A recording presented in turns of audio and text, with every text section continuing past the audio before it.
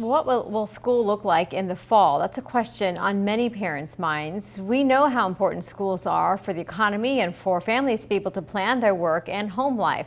Reporter Adam Rakusin shows us what your child's education could look like. There's traditional school, charter school, private school, homeschool. Some schools start at different dates. Everyone is trying to come up with a plan. Not all plans are going to look the same, and that plan could change just based on the health conditions. I really don't know what I'm preparing for. Being a parent was tough before the pandemic. Add in teaching and daycare duties. It's been interesting, complicated, juggling act, all of the above. Leona Smith's fourth grader has been distance learning since school physically shut its doors in March. You know, I want him to get back to more structure, seeing his friends. This week, the California Department of Education answered some of the where, when, and how questions from parents when it released guidance for reopening schools, providing a framework to work off of. This is what we recommend.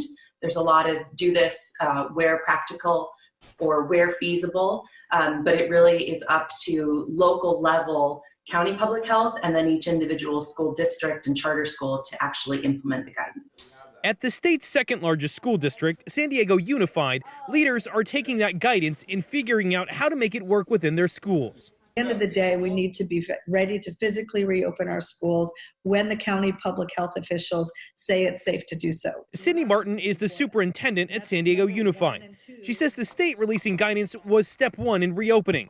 Lawmakers passing a budget is step two, something that will happen by Monday. Knowing how much money everyone's getting is key to knowing what they can afford to do.